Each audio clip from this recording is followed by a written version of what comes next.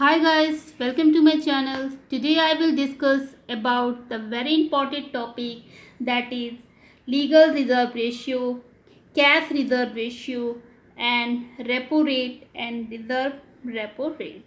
These all are very important topic of money and banking standard 12 chapter. So before the starting video, I would like to say a very good day to all of you. Now let's start the video. Now, the number one topic is legal reserve ratio. Before that, I have already discussed about the central bank, commercial bank and the functions. You can go and see the video. Now, let's start. What is the legal reserve ratio? Legal reserve रेशियो क्या होती है, इसके बारे में आइए हम जानते हैं. तो legal reserve ratio is defined as the minimum ratio. ये डिफाइन करती है एक मिनिमम रेशियो को ऑफ द डिपॉजिट का एक मिनिमम रेशियो को ये डिफाइन करती है, विच इज़ जो कि legally required to keep in cash. Legally कैसे रिक्वायर्ड होता है, तो keep in cash by the bank के द्वारा. The class 12 chapter of money and banking जो स्टैंडर्ड 12 के चैप्टर है, the legal reserve ratio can further be divided into sub categories. उसमें लीगल रिजर्व रेशियो को दो कैटेगरी में डिवाइड किया गया है. The number one is cash reserve ratio and number two is statutory liquid ratio यानी कि SLR.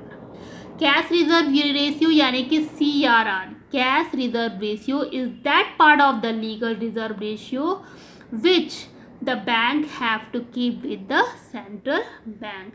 कैश रिजर्व रेशियो क्या होता है कि वह रेशियो का वह पार्ट है. सपोज दैट मान लीजिए कि बैंक के पास कुछ कैश है, तो वो क्या करते हैं, वो कैश को RBI के पास यानी कि सेंट्रल बैंक के पास रख देते हैं, तो वो उनका कैश रिजर्व रेशियो होता है. इसी तरह SLR क्या होता है कि SLR is that part of the legal reserve ratio which the bank have to keep within their bank itself. आइए जानते हैं रेपो रेट. रेपो रेट क्या होता है.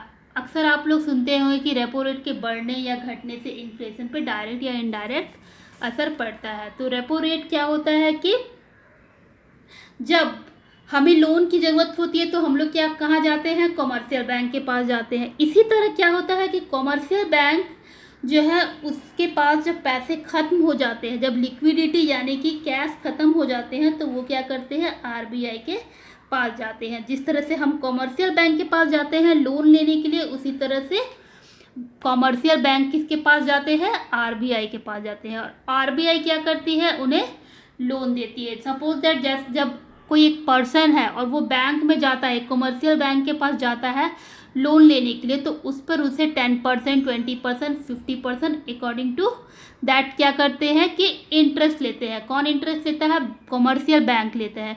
तो इसी तरह क्या होता है, RBI जब लोन देते हैं कमर्शियल बैंक को, जो just as for example SBI, PNB यानी कि Punjab National Bank, bank of Baroda, ये सारे बैंकों को जब RBI लोन देती है तो वो उस पर कुछ इंटरेस्ट लेती है.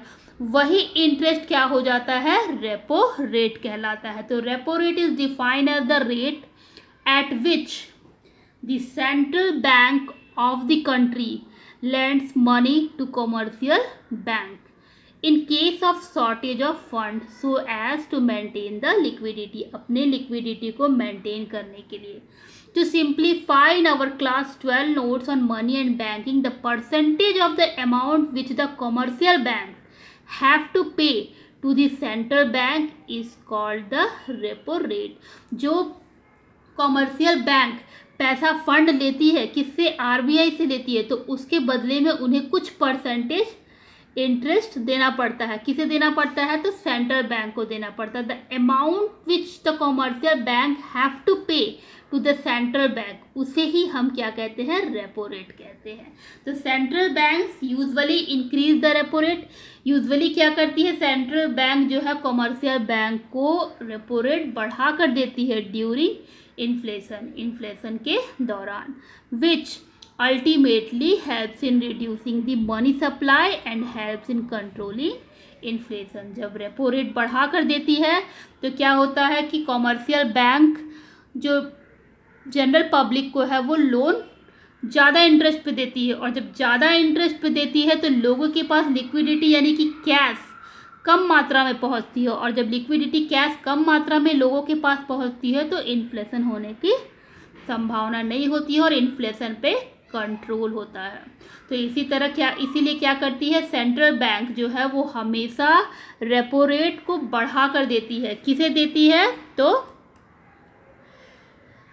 कमर्शियल बैंक को। अब आइए जानते हैं रिवर्स रेपो रेट। तो जिस तरीके से रेपो रेट था उसी तरह से रिवर्स रेपो रेट भी हो गया। अब बैंकों के क्या होता है कि कभी कभी बैंकों के पास कुछ पैसे कैश रह जाते हैं, तो बैंक अपनी जो कमाई है वो किस प्रकार से करती है? बैंक अपनी कमाई प्रॉफिट मैक्सिमाइजेशन, जो पब्लिक के द्वारा डिपॉजिट लेती है मनी और उसे लोन देती है, उसी के प्रॉफिट मैक्सिमाइजेशन से बैंक का ग्रोथ होता है।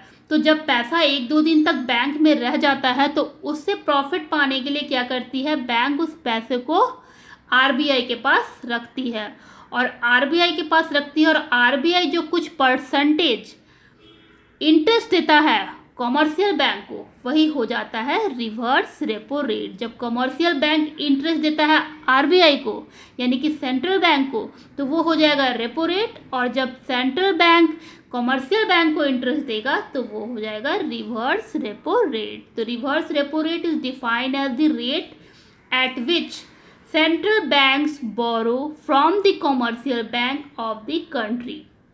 It is a mechanism to absorb the liquidity so as to reduce the power of the investors. The amount which the central banks have to pay to the commercial bank is known as reverse repo rate. Here you can see the amount which the central bank have to pay to the commercial bank is known as reverse repo rate. Central banks generally increase the reverse repo rate. Central bank क्या करती है? Generally reverse repo rate को increase करती है when, जब there is a need for reducing the money supply, जब जरूरत होता है मनी सप्लाई को रिड्यूस करने का इन दी मार्केट में, as this gives commercial banks an incentive to park their fund with the central bank. These all are process of reverse repo rate. I hope all of you understand the repo rate and reverse repo rate. If you like the video, please share with your friend and subscribe the channel if you like more and more video. Thank you and thanks for watching.